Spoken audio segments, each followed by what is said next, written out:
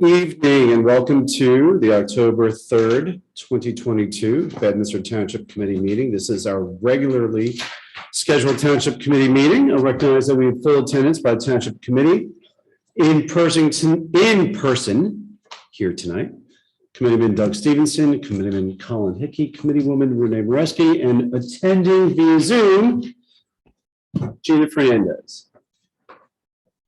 Ms. Ray, may we please have the Open Public Meetings Act statement?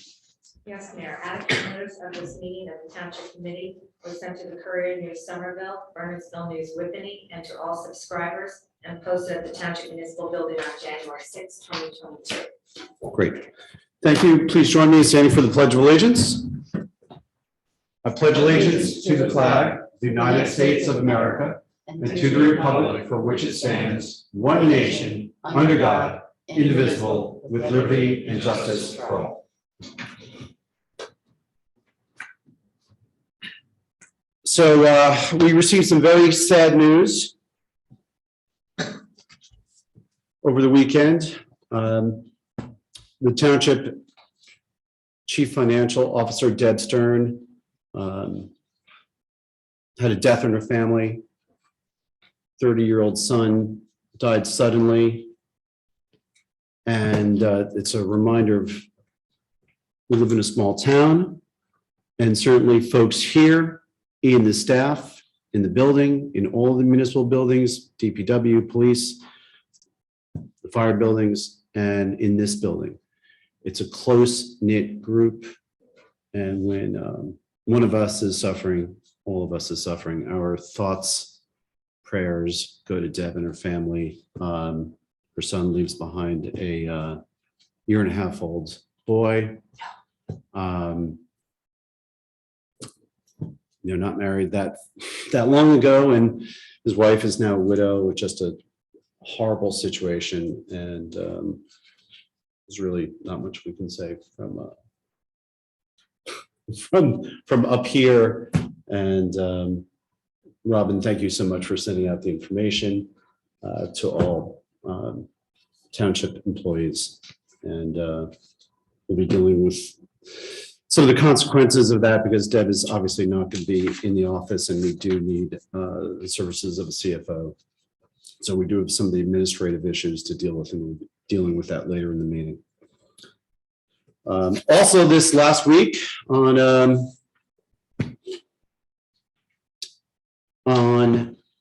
Friday, Gina and I, Robin, Dawn March from Environmental, Bill Rosen from the Rec Committee, Neil Mastrobuono, the Rec Director, and I joined with Somerset County Commissioner Melanie Morano, and she presented us with the check, or the facsimile of a $300,000 check. This is for the construction of the Bedminster Community Garden, relocated north of the Vanderveer House, right off of Route 206, and accessible through River Road Park. Work, well, let's go. We've still have a couple steps to go through. We got to go through some bidding, some contracting. I think there's some additional design work that the engineer needs to put together.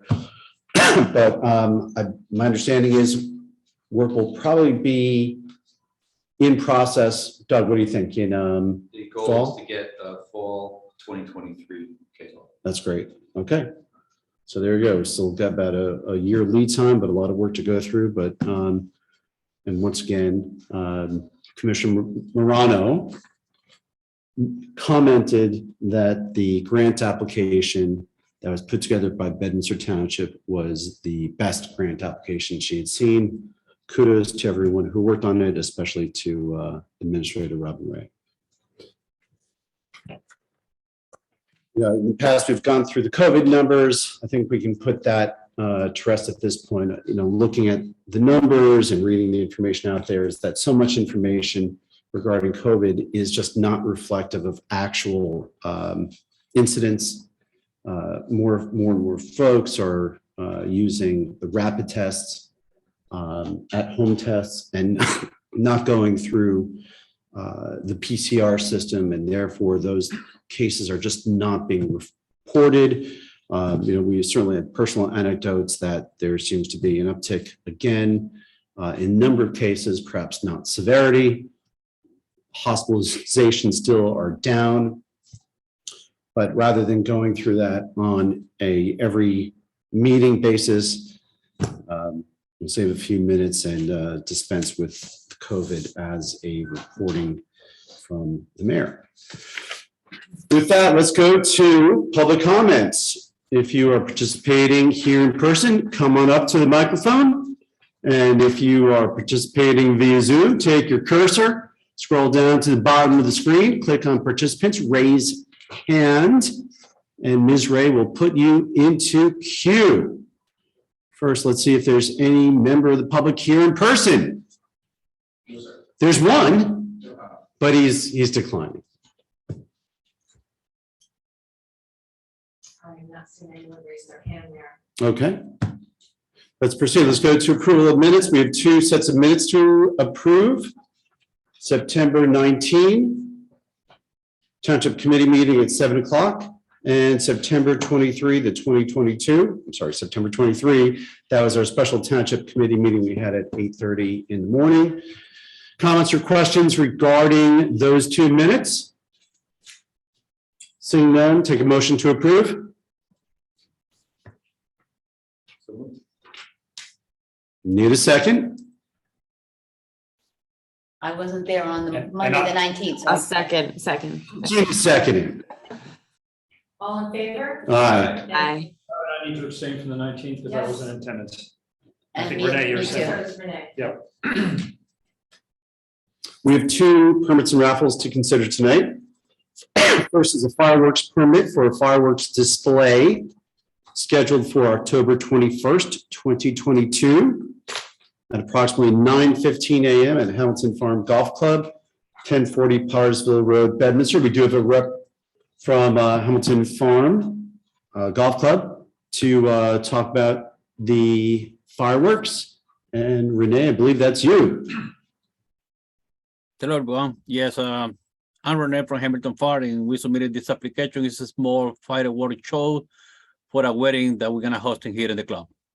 Okay, and Robin, my understanding is that Steve Dill from Fire Safety has already reviewed the application and had no comments or concerns. And Sergeant Bernardo, your office too has gone through the fireworks permit? Yes, sir.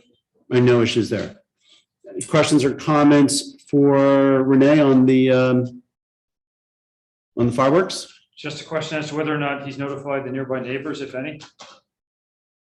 Say again, please.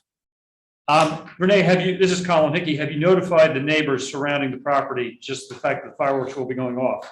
We do, and we normally send a letter 2 weeks before the show, the date. And if the permit is granted today, we'll be submitting, sending the letter very soon. Great, thank you. You're welcome. Renee, how long are the fireworks for? It's gonna be like between 12 and 15 minutes. Okay.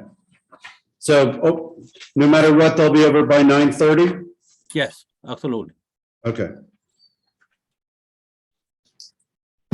There are no further questions or comments. Take a motion to approve. So moved. Second. All in favor? Aye. Aye. Thank you. Thank you, everyone. Thank you. We have an amendment to a raffle license, and this is a raffle to benefit Music in the Somerset Hills, Inc.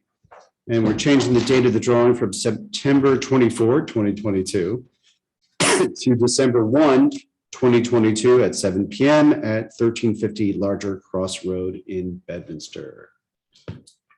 Questions or comments regarding the change to that raffle license? Take a motion to approve. So moved. Second. All in favor? Aye. Thank you. Aye. Okay, let's go to monthly report discussion by subcommittee chair. Start with Committeeman Stevenson. Thank you, Mayor. No update today. Committeeman Hickey. Thank you, Mayor. Just a quick update on Board of Health. Our most recent meeting was uneventful, which is always good when it comes to Board of Health meetings. There were 2 septic applications reviewed and approved. The board remains active on the stigma-free initiative that Committeewoman Fernandez is spearheading. They will also be promoting Breast Cancer Awareness Month in conjunction with Dance for the Cure. You may have seen the pink ribbons outside on the property, and there's a flyer that's going around. This is a local nonprofit that is working to spread the word on this important topic. And that's all I have. Okay, we're moving quickly. Committeewoman Moreski. The only thing I have, Mayor, today is to remind everyone that the EC meeting that normally is held the first Wednesday of the month has been scheduled for the 3rd Wednesday, the alternate date of October 19th. And that's when we will have Black Lagoon come in. So if anybody had any questions about the process, please feel free to join us at that time. Okay, is there anything specifically that Black Lagoon is talking about? They'll be reviewing the efficacious, whatever that word is. Efficacy. Efficacy, thank you, I'm making it too long, of the 2-year treatment plan that they've gone through, and to see if we should continue to do that, or if we should change it up, do less, do more. Okay. So if anybody has any comments from the public, if they've seen things that they like, or seen things that they don't like, come on in and let us know. Okay, thank you. Committeewoman Fernandez. Thank you, Mayor. I just have a few rec updates. We had our rec meeting, our rec advisory board meeting. We have the Girls in Gear, which is a new program happening. So currently we have 12 girls signed up. They meet at Miller Lane and they use the hike and bike trail. It's similar to Girls on the Run, but it's with bike riding. The after school enrichment programs are starting up with some of the programs, including STEM, which is science, technology, engineering, and mathematics, art, and cooking. This is a record year for park benches with 9 total benches ordered this year and placed throughout the hike and bike trail in Miller Lane. So giving people some more places to sit and, placing meaningful benches. Fall Fest will take place October 22nd from 12 to 5. An email went out to all committees and commissions in town with kind of an all hands on deck call for volunteer opportunities. Currently, there's 36 exhibitors so far and about 5 or 6 food trucks, including, I think new or one I've never seen before, La Guarilla, which is lobster food truck, which I thought was kind of cool. And there'll be a train, pet show, inflatables, face painter, balloon artist, games and prizes, and of course a beer, wine, and cider tent. Hoi Polloi will be the band that will be performing. And then the week after that, October 29th, is the trunk or treat also at River Road Park. And that we need, trunks are needed. So if anybody wants to sign up to host a trunk, that would be great. And that's all I have for you. Great. So Gina, how is Rec getting news out about the trunk or treat at the farmer's market, and what are they doing for promoting it? So the trunk or treat flyer was posted on the Facebook page. It was shared on the Bedminster Buddy group and also went out through the PTO. So hopefully people start signing up for trunks. I know it's like 2 events back to back, but this one, is a great community event for like the younger kids. So, well, actually for all kids in town. So that's how the information is going out. Social media, it was emailed out through the rec emails that they have. And also it was emailed out through the Bedminster PTO. And certainly from when we ran trunk or treat last year, just at the farmer's market, and just seeing the amount of, there were some late arrivals. And in fact, I think there were some vehicles, well, I'm not saying vehicles, but really there were folks who showed up that day who missed the registration, asked if they could get in line for trunk and treat, put them in line. What did we end up with? Originally, the make or break point was going to be 11 vehicles, and we ended up around 30. Yeah. So this year, the trunk or treat is going to be from 10:30 to 12:30. So it kind of coincides and overlaps with the farmer's market, which is great because people can hit both. And also 2 hours is a good amount of time. I think 3 hours is a lot. And everybody ran out of candy last year. So I think we have to gear up and buy some extra candy this year. I was just telling my daughter that. So Well, the fact that I know the town participated, there was a lot of candy there. It was a great setup using one of the DPW trucks. And with all that candy, it was still gone. Yeah, no, I had bought like 300 pieces of candy, 250 piece bags, and it was all gone. So it was a lot of kids. For similar success this year. And also the flyer for Fall Fest, Robin put it up on the dais, and we'll note that we've got 4 sponsors, Pluckman Inn, Fiddler's Elbow, Peapack Gladstone Bank, and Trump National sponsoring Fall Fest. And I imagine we still have the same things. We've got the fire department's participation, and looks like you got Bedminster Business and Community Groups. So once again, should be great. Long time coming since we had to miss it for several years. And here's to good weather. All right. Amen.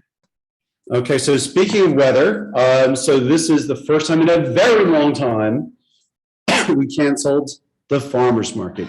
Usually we don't cancel for rain or for wind, but when you have a forecast for both rain and wind, that really sort of set the stage for us making a Friday afternoon decision to cancel the farmer's market for Saturday. And I will say Allsteed Farms up in Chester requested, could we still show up anyway? And we said, sure. And sure enough, I drove by around 10:30. They were there. So I went in, made some purchases because those guys were out there in the wind and the rain. And there were 2 other cars. So people were coming in, and then I drove by again later around 12 o'clock, 12:30, and they were still there. So hopefully they got accomplished what they needed to accomplish there. And once again, it's rare that we cancel the farmer's market, but it was a proper decision because no one needs tents flying around River Road Park. Library meeting was canceled in September. We'll have another one scheduled for October. Land Use Board, there's a meeting. Land Use Board, there's 2 hearings coming up on this Thursday, which includes the continuation of the Jiffy Lube application on Route 206 in Lamington. So once again, if anyone is interested in that hearing, you can participate both in person and via Zoom with the information posted on the Bedminster Township website. Also, a little aside on Land Use Board, continued discussions with representatives from AT&T and with Somerset County, and actually with folks from Rutgers. Colin Hickey and I attended a meeting on Friday afternoon with reps from AT&T, and it was really not about AT&T's move to Route 206 to the former Mallinckrodt site, but actually about the operations of the AT&T property itself, how it worked, what could be different with new uses at that property, keeping buildings, not keeping buildings, what their perspective of it was. It was very useful. I think we came away, when I say we, Committeeman Hickey and I, as well as the Somerset County Director of Planning, Walter Lane, and Jessica Paolini, who's the Somerset County Economic Development Manager, with a concept of how we think that property can be repurposed. It's going to involve tweaking the zoning, which Land Use Board has already been working on. And it may be that at our next meeting, we are actually presenting a zoning ordinance to the Township Committee for consideration to look at and allow new uses at that campus. So I was on the phone with our township engineer earlier this afternoon, talking about taking the sort of the draft zoning ordinance we've been working with and putting into final form So that may be at our next meeting on the 17th. With that, Ms. Ray, may we please have the administrator's report? Okay, very quickly, on Saturday, October 8th, this coming Saturday, the Somerset County Clerk Steve Peter will be offering a mobile office day from 9 to 12 here at Bedminster Town Hall for residents. Bedminster residents will be able to complete passport applications, election forms, notary services, and deed information as well. So the mobile clerks day Saturday, 9 to 12. I've been working with the township engineer. We're kind of going through some of our forms to update our permits, long overdue, especially the special use permit, the golf equestrian permit, as we know, and road opening permits. Then on Friday, September 23rd, last month, I attended, I can't believe it's last month already. I attended a New Jersey Motion Picture and Television Commission / Somerset County New Jersey Film Commission, their inaugural meeting together at American Valley Community College. And the topics were really geared towards helping municipalities get production companies in here, and then making sure that we're all covered the same way with insurance, location fees, location agreements, how to work through all that best practices, and developing local ordinances to deal with that as well. So we currently don't have anything in place. So this will just make us film ready should we decide to go down that path. So there's also some tax incentives that actually gets into if you're within a 30-mile radius of New York City, when they drop the pin, if your municipality is within the 30-mile radius, production companies get a greater incentive for tax reduction. It was interesting. So one of the things I learned that private homes actually can get anywhere between 1,000 to 10,000 a day for the use of their home. And we don't need to do any local, we don't have to have any local ordinance in place if you're using private property, but, and if it's a business, they usually just ask that you don't, too crazy, but just whatever the business interruption fee is, that's what the permit, that's how you say your permit fee. So it was interesting. Crown Castle, who owns the cell tower down here by the Verizon building on 206, they are sending out an inspector to the cell tower that looks less like a pine tree and more like a cell tower to refurbish it and start to submit permits for spring. Looking at animal control shared services right now, that seems to be a hot topic coming down the pike. And with regard to IT, Committeeman Hickey and IT Director Vishant Saran and I met for our monthly touch base last week, just to track our progress with the American Rescue Plan and deliverables and how it all matches up to our strategic plan. So right now we're on target, very much on target, which is terrific. And Vishant's made great progress and adhering to our plan. The next thing on the books is the campus-wide security system and the phone system. And then just a couple election notes. I just want to make sure everybody's aware that as of September 8th, the Bedminster Clerk's Office is providing death records every 2 weeks in the County Board of Elections, kind of stepping up. This is part of the state's enhanced review of death records prior to an election, which is much needed, as we know. Friday, September 23rd, mail-in ballots went out, and our boxes throughout the county are open. Voter registration deadline is October 18th. Early voting begins October 29th, although they haven't told us what locations will be used this year. And the deadline to apply for a mail-in ballot is November 1st. So when did ballots start being dropped off? The 23rd. Okay. Because I think when I was here on Friday, when I was here earlier last week, I saw not a lot of people, but some people were certainly Right. dropping ballots off. So the ballot retrieval team actually comes every day. Same process to come around, Every what, day, switch close out of the bids. 4 o'clock, 5 o'clock? Well, we leave the ballot boxes open. They just come every morning to, the ballot retrieval team comes to retrieve. any Oh, and ballots they're doing it in the morning? Every day. Okay. At 8 o'clock. And once again, it's under video surveillance. Correct. Okay. That's my report. Okay, thank you. Discussion on introduced ordinance. We will come to that. Introduction of ordinances, we have none. We do have a public hearing of an ordinance tonight. Mayor, before you do that, why don't we do resolution 13B? It authorizes the appointment of a temporary deputy treasurer. So before we adopt that ordinance, the certification issue is resolved. Okay, so John or Robin, do you want to quickly explain why we're going to move Okay. item 13B up front? Yes, I will. So unfortunately, with Deb Stern tending to personal family matters, we still need to conduct business at the municipality. And we still need review and certification of the bill list and review and certification of funds before we can make certain purchases. And that job usually falls to the treasurer, which is Deb Stern. And we, in speaking with different parties today, consulting with the DCA, the QPA position aligns very well with appointing a temporary assistant treasurer, because the QPA has to verify funds are there in order to make a purchase.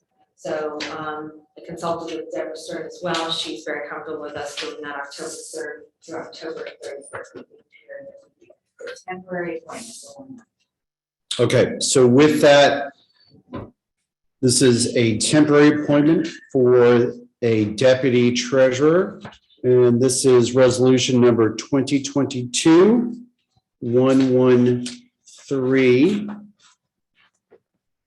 So this would be appointing, let's see, where's Sarah's name on here? It's not. It's not.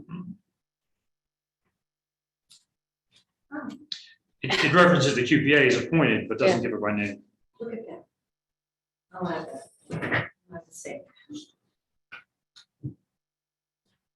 I thought maybe we were gonna do that in another resolution, pick the No, person. Sorry, that's my mistake. Well, we only have one qualified purchasing agent, so it works. So Sarah Hausman, who is our QPA, or qualified purchasing agent, by definition, since she is the QPA, she's the person that would be appointed in the temporary deputy treasurer position for the period from October 3 to October 31st. Yes, and you don't actually need to put her name in there since, So we have the title in here. yes, you have the Okay. title. So with that, questions or comments from Township Committee? Is there any enhanced payment or is it the same salary?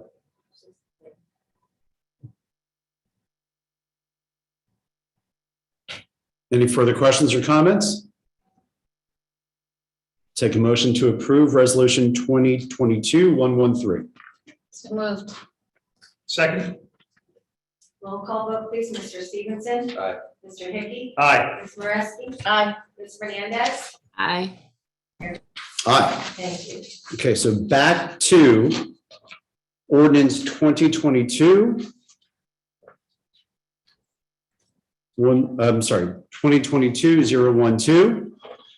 And this ordinance authorizes the funding of a 2022 capital project for the repaving and reconstruction of Brook Road neighborhood improvements.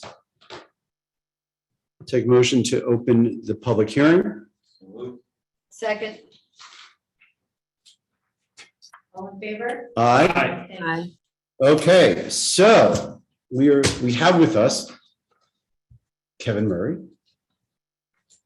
Want to come up? I have no comments. You have no comments? No comments? No. All right, so you want, well, can someone tell us about the capital project? No, now, see, now, yeah. Push to talk? It should be on. If the red light's on, it should be on. Okay, it is. Kevin Murray, Government Public Works. So we went out to bid for this project. We had DOT funding for it that covers almost the entire cost of the project. We originally anticipated an additional 280 or 90,000 coming from American Rescue Plan. The bids came in low, much lower than we anticipated. All of them came in much lower than we anticipated. This is a company that we used for Black River, and they did a wonderful job. So they did not penny the milling, which was asked last time. It was 605 was the number for that.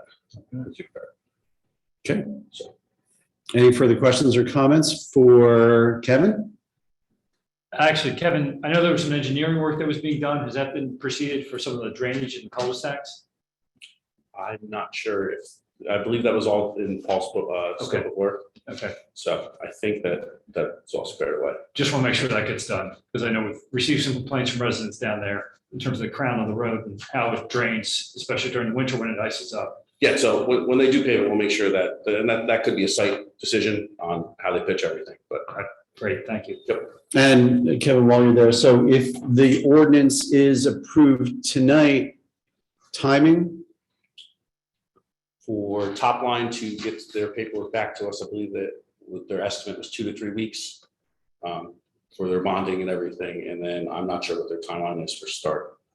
But as long as everything, all their paperwork comes back, it was 2 to 3 weeks for them to get it to us. So hopefully the weather works in our advantage and we can get the project done. They said it was like a 5 to 6 day project. Oh, that's it? Yeah, For all of, so the entire, from Clucas Brook, from Lamington, all the way to O'Brien? Yeah. Okay, so that was their plan. So hopefully we can get it done by the end of November, as long as the weather holds out for us. okay. So that'd be great to get this done in this calendar year, in this season. Any further questions or comments from Township Committee? Okay, we'll open the public hearing we'll open up to public comment.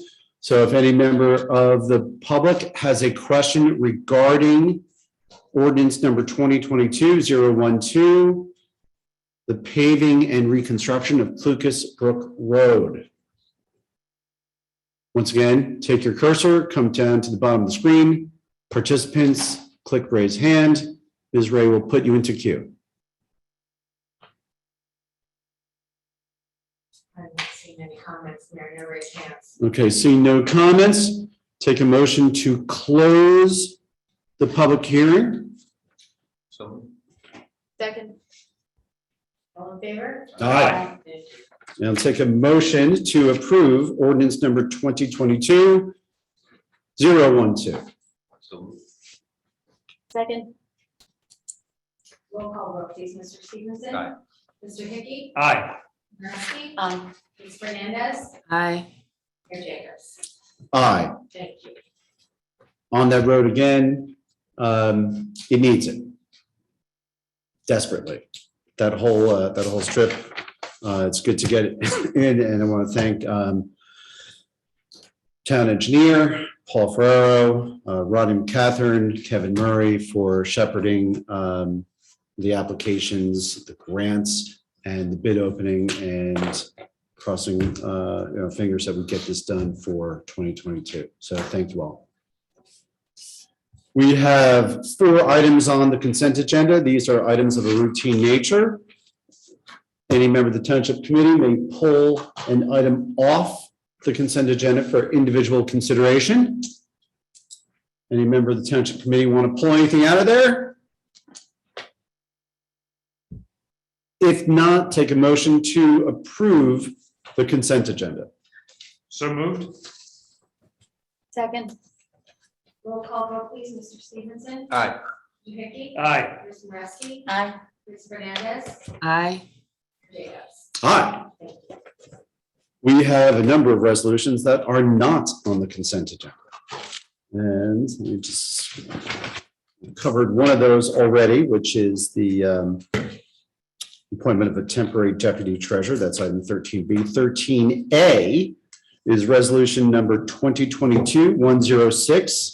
This resolution adopts a purchasing procedure manual and establishes purchasing policies and procedures for Bedminster. This was, first off, I want to say, I know we said great job to Sarah Hausman, who put this together at our last meeting. We tabled this resolution to make sure that our attorney had the opportunity to go through it and was okay that there's nothing in there that might come back to haunt us later on. John? It's acceptable, Mayor. You can move forward with adopting. Okay. Any questions, comments from Township Committee? Seeing none, I'll take a motion to approve Resolution 2022-106. So moved. Second. Roll call vote, please. Mr. Stevenson. Aye. Mr. Hickey. Aye. Ms. Boraski. Aye. Ms. Fernandez. Aye. Aye. And once again, Robin, please extend our appreciation to Sarah for picking this up, running with it, and presenting it to us as a resolution. Certainly will. She worked hard on it. Job well done. Next is resolution number 2022-116.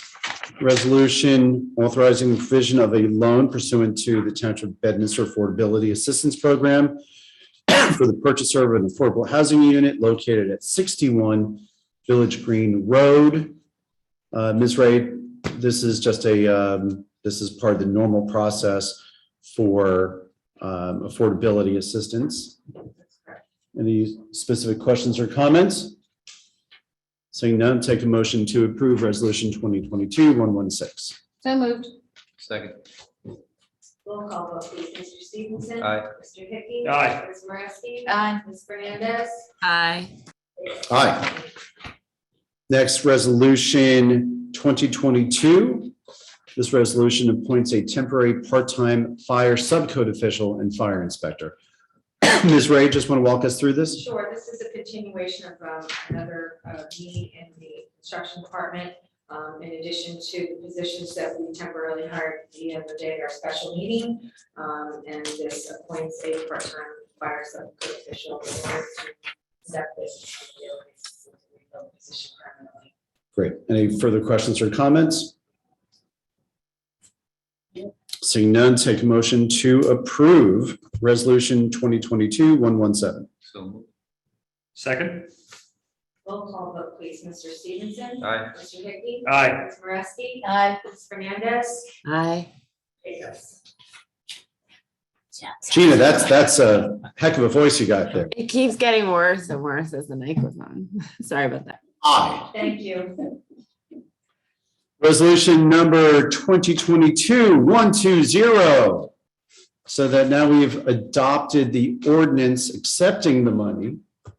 This is the resolution spending the money. So this resolution authorizes the township to award the contract for the Clucas Brook Road Neighborhood Improvement Project to Top Line Construction, 22 Fifth Street, Somerville, New Jersey, in the amount not to exceed $378,000, or $378,833.43. Just as Kevin advised us earlier, this is the same contractor who did the paving, the milling and paving on Black River Road, which that was 2+ miles of paving. They knocked it out in, Kevin, about a week and a half. Yeah, they did some drainage work before that. And they did, right, they did some drainage, and, you know, having driven that road a fair amount, I think they did a great job there. Certainly met with the approval of DPW. Any further questions or comments regarding this resolution? Seeing none, I'll take a motion to approve. So moved. Second. Roll call vote, please. Mr. Stevenson. Aye. Mr. Hickey. Aye. Ms. Boraski. Aye. Ms. Fernandez. Aye. Mayor Jacobs. Aye. Thank you. Next is resolution number 2022-121.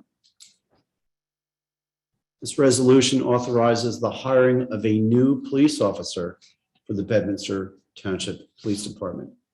Sergeant Bernardo, want to walk us through the resolution and identify the officer who's been slated for the position.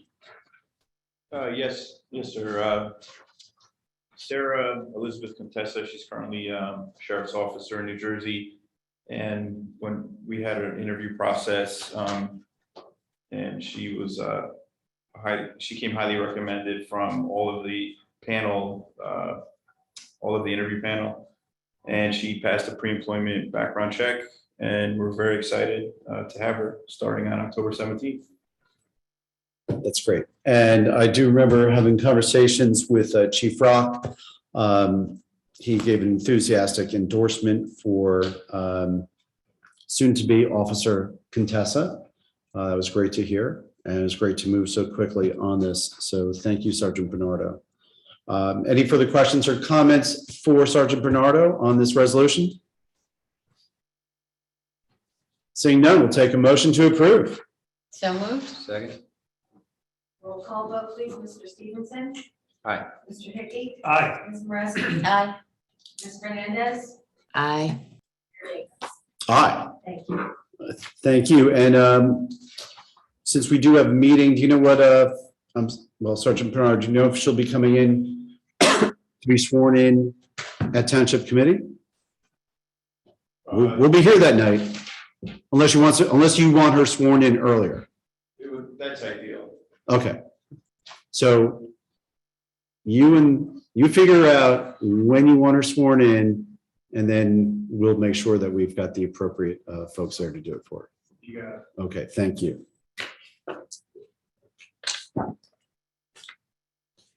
Next, resolution number 2022-122. This resolution identifies employee salaries for the township's litter pickup program for 2022. Ms. Ray, walk us through this. I know we've done this before. Okay, so actually, it's a little bit of a twist to this. Bedminster Township receives an annual grant from the state of New Jersey Clean Communities Fund, and a portion of it can be used for salaries to pay for litter control, litter pickup. And what we do is typically it's non-exempt, exempt employees, non-exempt employees that are permitted to pick up litter, and department heads are not. So this allows everybody in the municipality to pick it up at a fair rate. I reviewed this process and the salaries with Deb Stern, CFO, as well as Art Tebow did a careful review of the resolution and supports it, as well as our numbers. What this does, it allocates funding for 2022, so we'll keep redoing this like we said there. Public Works, because the nature of the position aligns with some of their job functions, they get their regular overtime rate. Permanent exempt employees such as department heads, we took a weighted average of their salaries, and then for permanent non-exempt employees, we did the same, so that everybody gets a flat hourly rate. And then this also limits individual employees to 75 litter pickup hours per calendar year, just to keep it fair. We'll start assessing the program and see where we're at next year. So Robin, real quick, I know we have a grant in the amount of $23,790 for the litter pickup program. Do we have a cap on the payment that would be going out? Yes, we do.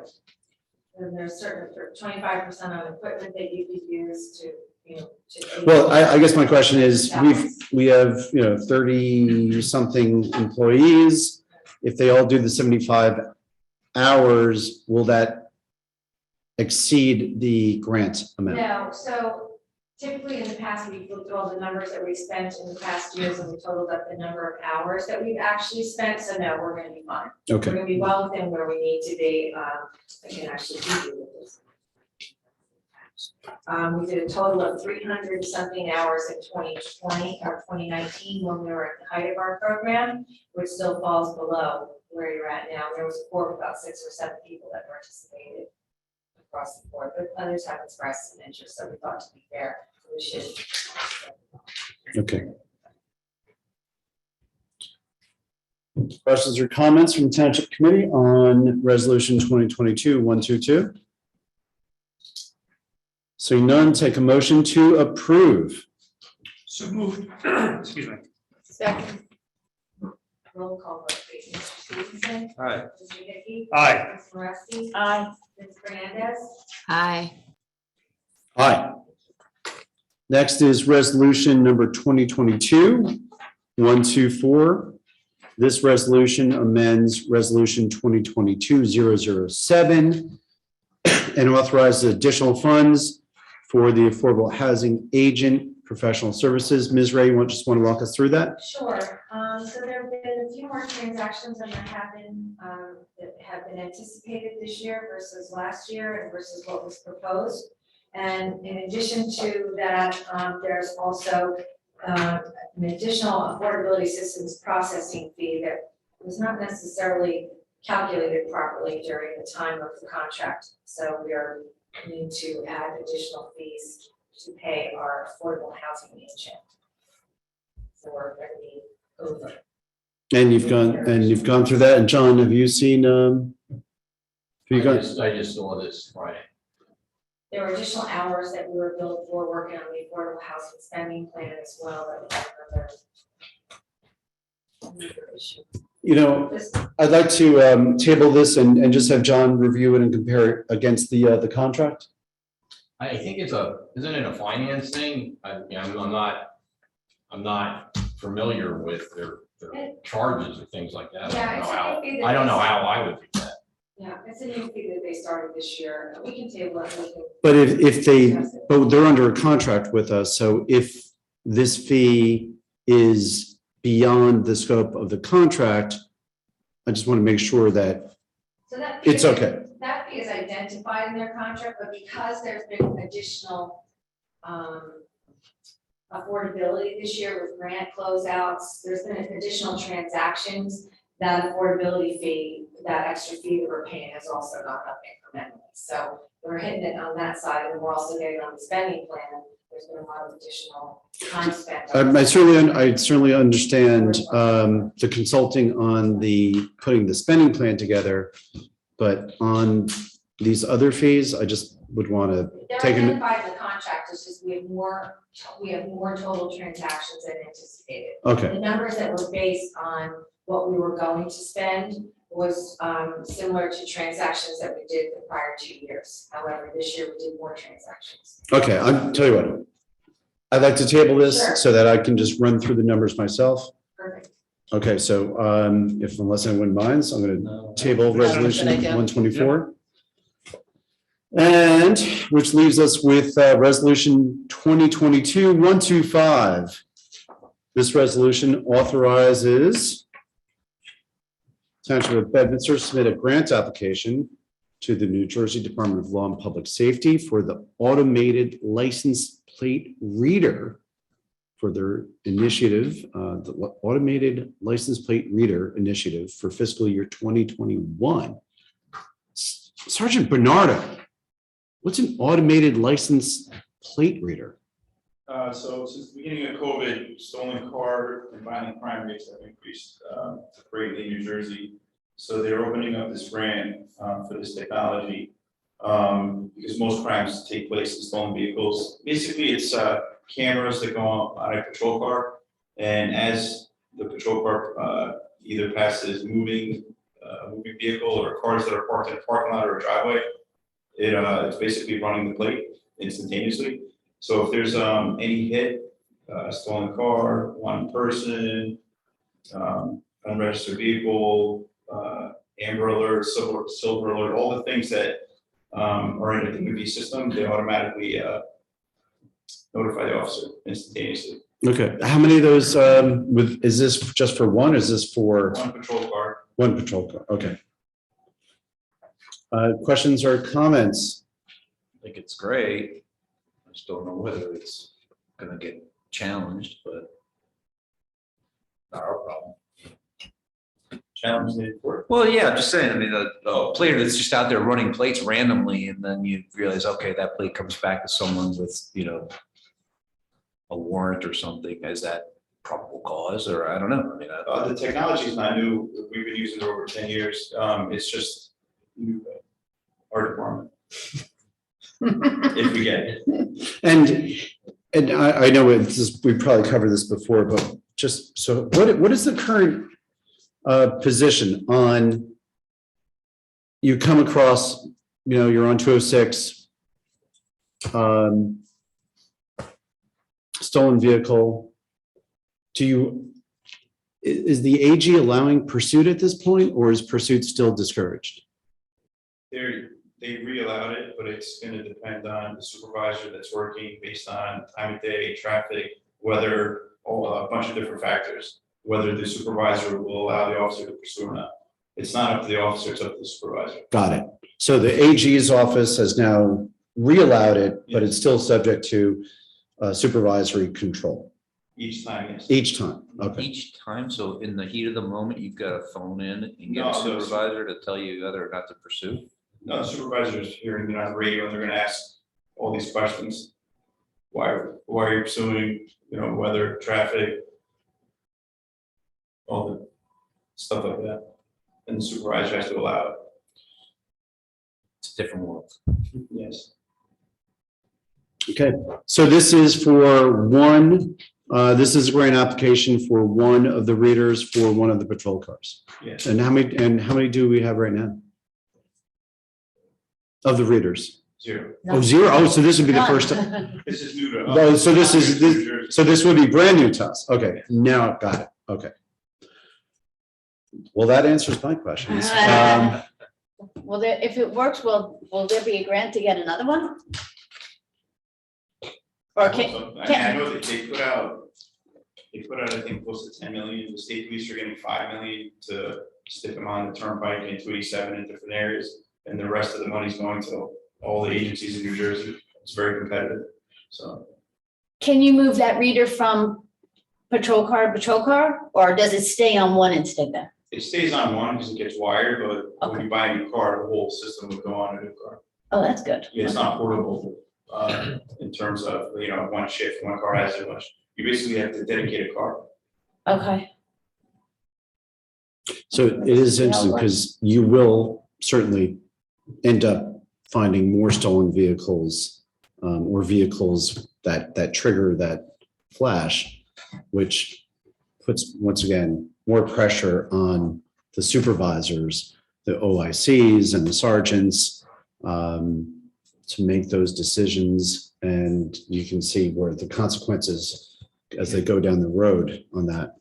Is the technology used for things like, failure to register, failure to Yes. inspect, failure to, right? Non-inspect, it would be, if unregistered, amber alerts, silver alerts, wanted persons, suspended driver's license, suspended registration. Those are the things that off the top of my head. So you're just on patrol doing your thing, and then what, the computer alerts you that, hey, there's a car in your vicinity that I just picked up and there's a problem with it, or like, how's that work? It tells you, it shows you a picture of the license plate and the direction of that the car was traveling Okay, and a description of the car. gotcha. So the county had a program years ago.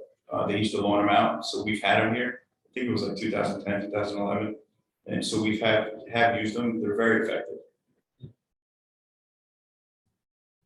Okay, any further questions or comments?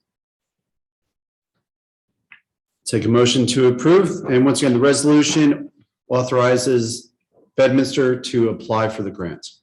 So moved. Second? Roll call vote, please. Mr. Stevenson? Aye. Mr. Hickey? Aye. Ms. Moreski? aye. Ms. Hernandez? Aye. Mayor Jacobs? Aye, thank you, Sergeant Bernardo, for that description. Bill list. Take a motion to approve the bill list pending review of individual invoices. So moved. Second? Roll call vote, please. Mr. Stevenson? Aye. Mr. Hickey? Aye. Ms. Moreski? Aye. Ms. Hernandez? Aye. Jacobs? Aye. It's getting harder and I harder know. for her. Poor Gina. Some tea. Yes. Tea, some rest, and then back to teaching those That's right. teaching the second graders. New business. Any member of the township committee want to put anything up for discussion for new business? Seeing none, we'll move to old business. COVID-19, cover that at the beginning of the meeting, and Robin, I think we can take that off old business. DOT improvements. This is the guardrail extension issue on Route 206 at those two intervals. So Robin, do we have any more update from discussions with Meredith over at DOT? Just a brief email exchange with her on Friday that she's going to share our township request to reconsider the guardrails along 202, 206, and that she will definitely ask her traffic unit to assess signage through the village of Pluckerman, and ask that I provide her mile posted cross streets, which I did. Okay, so one of the things that neglected to mention earlier is I did, we know signage is always an issue, right? The feather signs, the flag signs, the lawn signs, the business signs, especially in the historic district. And it struck me that as I was driving through Pluckman, it's not just the business signs and everything else, but there's also an abundance of road signs. So it's not just the individuals or the property owners or the businesses, but it's also government. And that's why I wanted to take a look at the signs, particularly in the Pluckman corridor, identify which signs might belong to the town. None of them do. Which belong to the county. I don't think any of them do, but most of them, if not all of them, belong to DOT. So the question is, you look there, you've got two 35-mile-an-hour signs. We have a 40-mile-an-hour sign, immediately followed by a 35-mile-an-hour sign. We have about 3 or 4 pedestrian crossing signs that are antiquated and no longer the standard for what DOT would require. So if we're going to ask property owners to clean up the signage, especially in Pluckman, let's see if we can't start cleaning up some of those road signs. So that really was the precipitating situation to make the request of DOT. Also coming back to the guardrail extension. So I had a couple months ago sent the email to our liaison at DOT, Meredith Hammond, asking for to extend the guardrails on those 2 open sessions or sections on Route 202, 206 northbound, adjacent to the pond.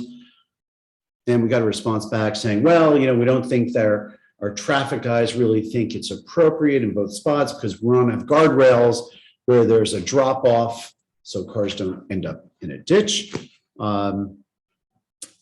Robin went out there, walked those 2 sections with Kevin and Sergeant Bernardo, and sure enough, one of those sections actually does have a drop off. You don't necessarily see it from the road, but that's the section that's immediately north of the AT&T access road. So Robin went back to Meredith, pushed that issue a little bit further, and hopefully we get some more direction. And by the way, so while DOT first said, we may not want to extend the guardrails, but there's other things we could do. We could do plantings, we could do no parking signs, we could do some other elements. So that's still in the works. We're going to see where it all plays out, but I want to once again say thank you to Robin, Sergeant Bernardo, and to Kevin for continuing this effort. So thank you guys. Utilities. Colin. Thank you, Mayor. I have 2 updates tonight. I'll start with Altice. We are wrapping up our 101 meetings with each of the Bedminster associations in the Hills regarding the fiber to the home project. Each one of them, and I'm each one. Each association. Yes. And just to recap, these are about 1 hour long sessions where Altice provides each association with a detailed overview of the proposed construction and what the benefits of the fiber upgrade are, including maps right down to the address, and you can see the overheads from Google Maps in terms of here's where the connectivity is, here's what we're going to propose to change, et cetera, et cetera. To your point, you may be asking why this has been taking so long since I've been reporting on it for months. Well, the simple answer is there are 19 separate condo associations in the Hills, 3 homeowners associations in the Hills, and 3 masters associations in the Bedminster section of the Hills. So that becomes a bit of a effort in terms of both outreach and scheduling. And Timberbrook. Which is not part of the Which is not part of the Hills. and also not part of the Altice franchise area, as we came to discover. I have to say, Altice has been very accommodating in doing Zoom sessions after normal business hours, which is when these boards are typically available. I've been personally involved with each one of these meetings, which have been very well received. We did have a few boards who initially indicated they were not interested in taking a meeting with Altice. And my response to them, what is the harm in listening? And then you can make an informed decision. We've also had several residents in certain communities who have spoken directly to their boards, insisting on these meetings, particularly when they realize that the work is being done for free the customer doesn't have to upgrade if they choose not to, but they'll experience significant upgrades in terms of improvements in terms of both speed and reliability if they do upgrade. Never mind a potential increase in home value. So here, let's just talk about that again. So Yep. increase in home value, once again, condo unit with fiber availability, one unit without. Mhm. And from the numbers that we've all seen, the one that's in this day and age where connectivity is critical for if you're working from home, studying from home, playing from home, watching movies from home, that connectivity is part of what you do. Yep. And as technology advances, the Internet of Things, the demand for higher, faster connectivity and expanded scope of connectivity is only increasing. And that cannot be done with the current hybrid coaxial system that currently serves most of the hills. Have you been listening in on our meetings? Well, you know, I've been with you through a lot of this. So you're being kind because there were two holdouts. Yes, We won't name the associations yes. for now, at least. I think they may have seen the light or been prodded. But they actually rejected. Yes, They actually rejected yes, the meeting yes, or even consideration of the issues. yes. And we had some discussions with folks at the farmer's market All happens at the farmer's market. and mentioned that these two associations were refusing to have the discussions with Committeeman Hickey and with Altice and throwing up all sorts of ideas. Well, this is going to be too expensive for us. In other words, the installation was going to be too expensive, or it was going to disrupt landscaping or disrupt drainage or disrupt paving. And your answer has been? No, it's not. It's free because Altice is funding the build as well as any restoration of hardscaping, landscaping, roads, et cetera. And by the way, as you go through the presentation, Altice shares, they're like, look, we never want to cut roads. It's a last resort, which we never want to do. And as we do what they call as a stitch boring technology, which is an underground missile that goes underneath roads, sidewalks, driveways. And as a construction director who's on every one of these calls says, look, I want to leave the place better than I found it. You should never even know that we were there. Now, from the discussion so far, of every association that's had that meeting, is the inclination that they will proceed? I believe so. Now, obviously, there's an access agreement they each have to sign individually. It's a two-page boilerplate agreement. There are some standard concerns with respect to some of the aging equipment that may be there in terms of those pedestals. You see those green boxes. They want to make sure that those are improved aesthetically, as well as if they are retired, they don't want them left there. That's one of the big sticking points. Altice has agreed to that. There's just a couple other things with certificate of insurance and that kind of stuff, but those agreements are all being redlined and reviewed right now. And the expectation is the majority of the associations who haven't signed will sign, and Altice will then begin construction. So those two holdouts that had said no Yes, have now said, we'll take the meeting. correct. So we have to schedule those last two meetings. Okay. And is there, once again, just as we talked about with the paving for Lucas Brook, is there a timing element for Altice to start the work?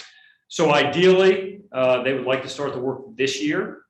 Each build takes, say, 4 to 6 weeks. They can do them in mass, but they also are cognizant of once the ground freezes, it becomes much more difficult. They don't want to start in frozen ground, so they would have to push it till next April or so, or next March. Some of the associations have expressed concern about that because obviously they don't want Altice to start, then leave the equipment there and then stop and then come back. So look, the faster we can get these contracts done, reviewed and signed, the quicker they can get in there and start doing the build. Are the contracts out yet? Or are they still, is Altice still working off that boilerplate? So basically, once the meeting occurs, the standard boilerplate is sent to each association who can then review it. Altice encourages them, say, if you have questions, concerns, redline the agreement from your attorney, send it back to us, we'll review it, we'll turn it back around. That's what's happening right now with all the associations that have met. There's a few who have already signed. Oh, there are. Okay. Yes. And is there a threshold amount that Altice is looking for before they commence the construction? Yes, I don't know the exact number, but they're waiting for at least a significant number, because they don't want to come in and do onesie twosies. They don't want to do connected neighborhoods. So you go from one to the next, to the next, to the next. I can tell you that in Village Green, there are orange stakeout flags with the say cable on it, already in the ground. Really? That might be, so the contractors, and then, by the way, so Altice is using subs in some cases. They're going out doing site inspections to understand where the existing wiring is, where they need to get into in terms of wiring closets, et cetera. So those surveys are happening in parallel, so that once the contract is signed, they can hit the ground running. Sounds good. I think, what's the one thing we heard when COVID hit and everybody's working from home? I mean, it was all day, every day on social media that the internet connectivity in the hills was deficient, unacceptable, and had to be upgraded. The fact that you have two homeowners associations that won't even take the meeting is mind numbing. That is, they're not doing, in my opinion, their residents any service on that. You've got, this is a one shot. I think they're actually, if they maintain that position, they're actually doing the residents, in my mind, a disservice. Because once again, unit goes up, person works from home, or the purchasers are going to work from home. You're going to pick a unit that has the connectivity versus the one that doesn't. And to your point earlier, Mayor, this is not a problem that's going away. It's only evolving and becoming more and more dependent on a stable connection. Correct. It's- Bandwidth demand never goes lower, it only goes higher. Yeah, And by the way, we're working off a network that was installed when the Hills was built some 35 plus years ago. They don't get any better with age. It's been weather, it's been landscapers, it's bandwidth demand, it's rusting connectors, it's bad in-home wiring that will be bypassed with a new fiber connection. So for all these reasons, it makes a world of sense to go pursue this. And also, let's go back to when this issue first started, and yes, it was during COVID. And, we had, once again, kids from home doing schoolwork from home, taking school from home, parents working from home, internet usage skyrocketing. And the complaints that we were getting were about Optimum and Altice service because of the coax system.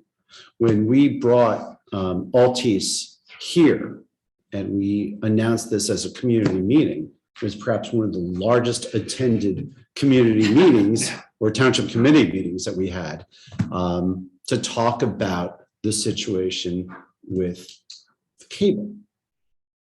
And it just wasn't Bedminster residents. We accommodated a fair number of folks from Basking Ridge as well.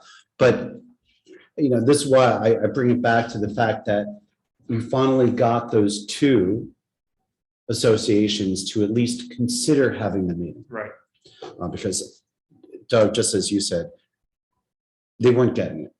They weren't getting it. I mean, if they were here seeing the complaints from their residents, you take the meeting. the duty to take the meeting. Exactly. So thank you for keeping up with that. And if, let us know if you need to call out anyone, because it's going to be eventually, while it's not a township position, we get the complaints. Yep. And we are in a much better position to organize and coordinate, frankly, than the associations are. Yep. And that's why we've taken this step. And Colin, thank you again for taking the lead in attacking your former industry. Yeah. My pleasure, Mayor. I also have an update on JCP&L if you'd like. Yes, please. I am continuing to follow up on the underground wire maintenance issue that we had discussed previously. Just to recap, this involves what are called laterals, which are the underground lines that connect JCP&L's transformers to their electric meters. There was a failure on one of these laterals exactly 2 months ago to this day in Wood Duck Pond.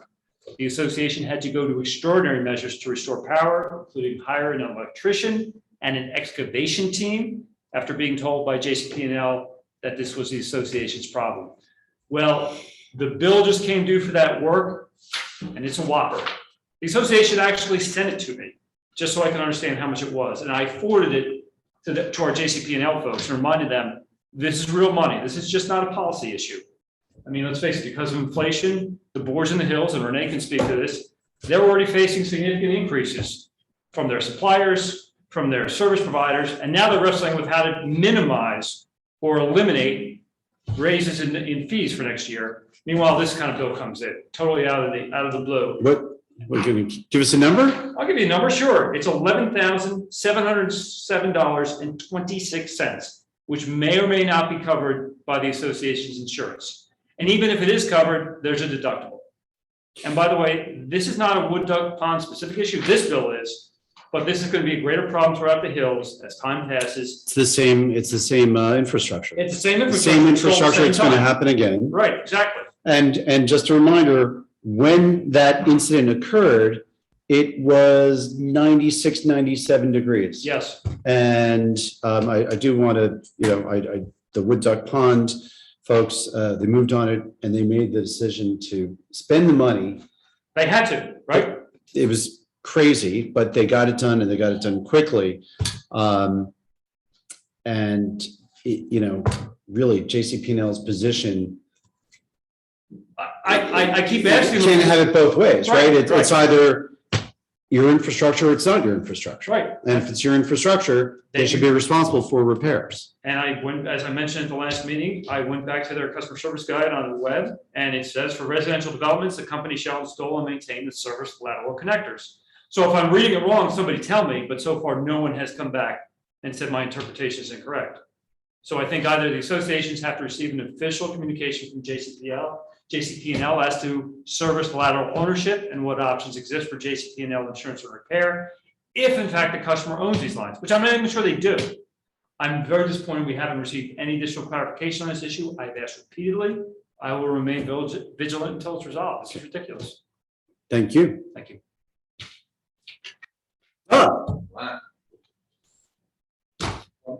Pluckman.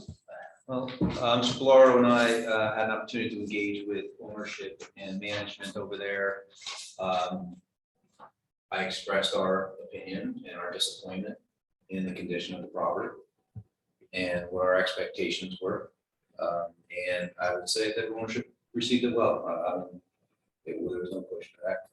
What they'd like to do is continue the dialogue with us, and we're going to be doing that next week or so. Jonathan, want to add anything to that at this point? I mean, we've let it be known that this is, we're going to require capital and not just maintenance issues. And I think it's our opportunity to try to get some control over that property, get it up to a certain baseline, and then have a maintenance standard going forward. So I think it's the right time to right the ship, so to speak. But The long run actions will speak louder than words. that's right. And so far as anything been floated, and I know I said Pluckman, but to be specific, this involves Pluckman Park, the senior citizen housing and also affordable housing in Pluckman. So has there been ideas, Yes. There- soft commitments, hard commitments? No commitments. We had a bit of a delay getting our ducks in a row just because getting inspectors out of the property and synthesizing what the comments were. Now that we have that, we've engaged with them, explained to them that it's certain expectations that we have about some of the structures there. We'd asked them to do some additional follow-up on some of the concerns we had about some of the conditions we're not able to see. And one of the asks was to go back to HPC to take their temperature as to whether a final sided structure would be acceptable. Or hardy board. Or hardy Hardy board, batter or right. something like that. But, if we're talking about a capital improvement, about ripping the structures to the studs and replacing them, then we certainly have to have HPC buy-in on that. So, it's a layered analysis, but, what we're hearing from ownership is that they're committed to pumping some money into this project, which it needs, and taking it forward. So we've got to figure out what HPC's got an appetite for, and then go back to ownership and come together with the wish list, and then bring it back to the committee, explain to you what their commitment is, and then, of course, See how that ties in with an extension or of the payment in lieu of tax situation. That's right. But there's an opportunity there, and the good news is that folks who may not know are familiar with the project and how it's created. It was age restricted, income restricted, in perpetuity. And the perpetuity aspect of it sounds great. When you go in, great, it will always be this way, but now it's sort of coming home to roost, and that there's not enough money being generated with the rents or back into the property to bring it up to speed. So that's the challenge that we're doing. Do we, the restrictions that they're under a federal program? Yes. So do we know how, I mean, because I don't know, I know how some of the programs work. I don't know how that program works. As it was explained to us by a third party that was looking at the situation. So take this with a grain of salt. I don't know this personal knowledge, but what we know about affordable housing projects after 30 years, after 40 years, whatever the set time limit is, the restrictions expire. And what was explained to us that the fact that these are in perpetuity, you never get that expiration to renegotiate another round of credits to put the project back into a restriction, so that you're talking to an HMHA or something like that, or a governmental subsidy program that can give you the money to infuse into the projects. So we're sort of on autopilot here. We're just restricted. And because it never comes back up and it doesn't expire or it doesn't come back up for renewal or reconsideration. So the owners can't go, the owners can't, at the end of this 30 year in which they're approaching, they can't go to in Trenton to HMFA or to Washington to the HUD program and say, if we re-up, we can get, will you give us credits? Will you give us tax credits or other financial incentives? But since the original agreement is in perpetuity, there's no consideration for the basis to give them those economic benefits. What you say sounds right. I can't say that it's accurate simply because I heard through these other Right. folks that swim in these waters that there are programs that they could apply for. So ownership could go out and apply for something. I don't know whether they qualify or not. I think, and this is just me thinking, that what they want to do is lock up with us, figure out what the plan is locally, and then perhaps going out and trying to secure the financing, the subsidies or what have you to fund what they've committed to. But again, that's just me. It sounds like, we certainly have, you have identified some threshold items for improvements. They seem to have a lot more homework on their plate, what they're going to be able to implement, what they can afford, and identifying the economic incentives that they may be able to take advantage of. Because, I mean, it's been a long time since I met with that ownership group, but they did not seem particularly sophisticated, even though this is the asset that they purchased. So keep going, Doug. I will. Keep going. We'll go to Township Committee comments. Start with Committeeman Stevenson. I wasn't going to have comments, but I would like to extend my sympathies to Deb Stone and her family. I mean, it's everything is absolute nightmare. To help her family out, certainly. Let's try to do that. And my thoughts and prayers are with her. Thank you. Committeeman Hickey. The same comment, Mayor. No parent should ever go through that, and whatever we can do, we're here to help. Thank you. Committeewoman Mareski. And as always, these guys say all the best things. And Deb, we're thinking about you, extending our condolences to you and your family. And on a little bit lighter note, I don't believe we have the farmer's market on the 15th. So everybody get to the farmer's market on the 8th. and That's right. Get what you need, because we won't see you then till the 22nd. That's right. Committeewoman Fernandez. Thank you, Mayor. Same. I just want to send my deepest condolences to the Stern family, and they're in our thoughts and prayers. Thank you. I was going to make a comment that we've covered there's been some issues we haven't covered before. Governor Florio passed away. I had the pleasure of inviting Governor Florio to speak multiple times for some real estate organizations that I was very much involved in. And every single time Governor Florio said yes. He didn't always speak on the subject that we agreed that he was going to speak on. We were speaking on the redevelopment efforts in Camden, but earlier on the drive to the seminar, he heard something on the news and decided to spend 20 minutes talking about some unrelated topic. And I think he did that to me about 2 or 3 times, but he was always a great speaker. And, you know, John, you probably had some dealings with his friend. I did. My cousin, first cousin, Michael Ferrucci, was his equal law partner. It was Florio and Ferrucci. And Michael was the first county county chair to support Governor Florio, and he stayed with him. I met him at a number of occasions, going to social outings my cousin would have at Flynn's in Phillipsburg, starting when I was in my teens.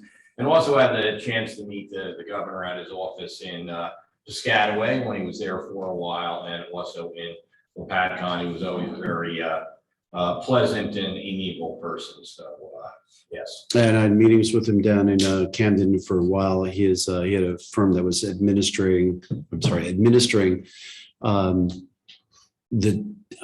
certainly the taxes on a lot of the liens in Camden, which were tremendous. And he was that was a tool to encourage some folks to pick up really blocks in Camden and move forward with that in conjunction with the city's efforts.